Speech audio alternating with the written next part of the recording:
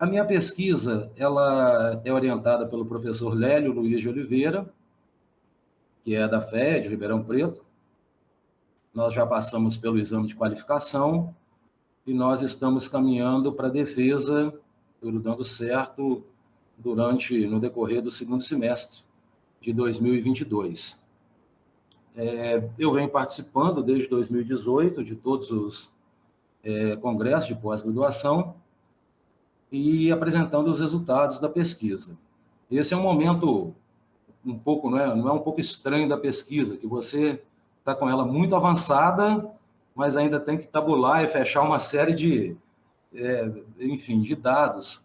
Então, eu optei no congresso de 2021 por falar mais de uma questão referente, não é a metodologia, mas é a escolha que eu fiz em relação ao principal corpus documental, a principal fonte primária de pesquisa desse trabalho, que são as falências e concordatas. E Juiz de Fora foi uma cidade, ou foi polo de uma região, a Zona da Mata, muito importante, do ponto de vista primário exportador para Minas Gerais durante o longo do século XIX. Aqui se inicia a cafeicultura e todo o núcleo em volta do mercado agrário, da formação do mercado agrário, do capital agrário, sempre com base na cafeicultura. E assim foi, pelo menos, até a década de 1930. Juiz de Fora começa a ser superado, tanto do ponto de vista de exportações primárias, quanto do ponto de vista da produção industrial, quanto do ponto de vista de mudança de instituições importantes que estavam sediadas na cidade, do próprio comando político exercido pela cidade, pela região da Zona da Mata até a década de 30, no decorrer da década de 1940. A própria produção industrial de Belo Horizonte, ela suplanta Juiz de Fora no decorrer da década de 1940. E nós temos, a minha graduação foi na Federal de Juiz de Fora, formou-se ali há algum tempo com alguns professores, alguns estudos, inclusive, no programa de História Econômica da USP, nos últimos 25 anos. Então, nós temos trabalhos importantes, como o do professor Anderson Pires, que focou mais na formação do capital agrário em Juiz de Fora e na formação ou na conformação de um sistema financeiro endógeno. Então, ele teve uma preocupação mais com a questão bancária e com a questão das hipotecas. O professor Luiz Fernando Saraiva também, com transição de mercado, depois também com formação de baronato, de elites. A professora Rita Almico, também com um trabalho de deslocamento de riqueza e um trabalho sobre a história bancária, sobre o crédito real, que foi uma instituição muito importante.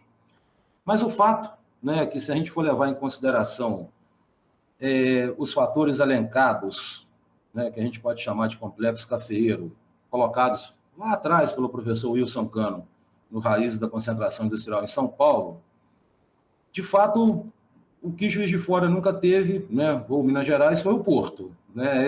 Não temos até hoje. Mas, de restante, conseguiu, de certa forma, construir algo parecido como um complexo cafeeiro, ou pelo menos um núcleo urbano com comércio, com indústria, com um ramo financeiro bancário bastante evoluído para a época, final do século XIX, início do século XX, mas nós não temos ainda, e a minha pesquisa procura ocupar essa lacuna, ou seja, ela é mais um degrau no que foi construído até agora, no sentido dela de contribuir, sobre dois aspectos. Primeiro, o recorte cronológico. Você tem trabalhos muito que vão até 1929 e depois trabalhos no pós-30.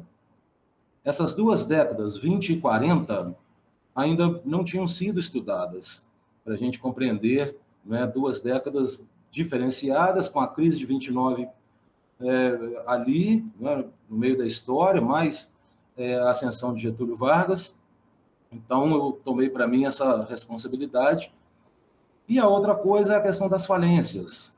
Né? Nós temos aí 400, 500 processos de falência no Arquivo Central da Universidade Federal de Juiz de Fora, que estavam, de certa forma, intocados, né, virgens, em relação à pesquisa de história econômica na cidade, e que, né, eu achei que, eu penso que hoje, né, fui feliz nisso, achei que era se nós não tínhamos uma quantidade imensa, uma qualidade, né, no que tange a essas fontes, muito importantes. Tá? Então, nós temos um processo que começa em 1920, 1921, com algumas falências, né, uma, duas, três por ano, vai se alongando imensamente, né, e por incrível que pareça, o ápice dessas falências se dá em 1925, ou seja, anterior à crise de 1929, ainda que ela cresça circunstancialmente no período pós-30. Essas 2 décadas em Juiz de Fora, elas são marcadas por 2, digamos, tipos de falências diferentes. Na década de 1920, nós vamos ver que os falidos são comércio, pequeno e médio comércio. Nós vamos ver muitas indústrias, sobretudo ligadas aos ramos têxtil, ou aquelas ligadas diretamente ou indiretamente ao próprio funcionamento da economia cafeeira, como fábrica de sacos de juta, né, e outros componentes importantes para a logística dessa economia voltada para o café. E também de casas bancárias. Né? Nós temos importantes casas bancárias, sobretudo a Companhia Bancária Dias Cardoso, a principal da cidade à época, dentre os produtores, e que ela passa por um processo de falência em 1926, e isso tem consequências no decorrer da pesquisa bastante interessantes. Já na década de 30, o número de falências, do ponto de vista quantitativo, diminui. No entanto, o montante, né, do passivo dessas falências é muito superior aos da década de 20, porque na década de 30 começa a falência das indústrias de sociedade anônima que tinha em Juiz de Fora. Juiz de Fora conseguiu fazer, né, bem ou mal, essa transição capitalista em que houve inversões importantes do capital agrário nos setores comercial, industrial e bancário da cidade. Então, posto isso, o trabalho que tinha e continua tendo, né, um teor econômico muito forte, ele ganha outras nuances muito interessantes e que foram evidenciadas no exame de qualificação, sobretudo pelo professor Renato Leite Marcondes, em que mostra, né, vai mais além das falências ou das concordatas enquanto uma instituição ou um mecanismo econômico. E eu gostaria de fazer um parênteses no seguinte sentido. Nós temos estudos, né, diversos estudos e pesquisas em andamento espalhados pelo Brasil que tratam de mercados locais importantes no pré-30, mas que poucos entram, né, ou quase nenhum, entram na questão das falências em si, né, procurando fazer esse diálogo, essa interface com outras questões ligadas, né, à circulação de capital, ligadas ao comércio interno, ao comércio externo a essa economia local, né, e com outros, né, mecanismos digamos, do campo financeiro local.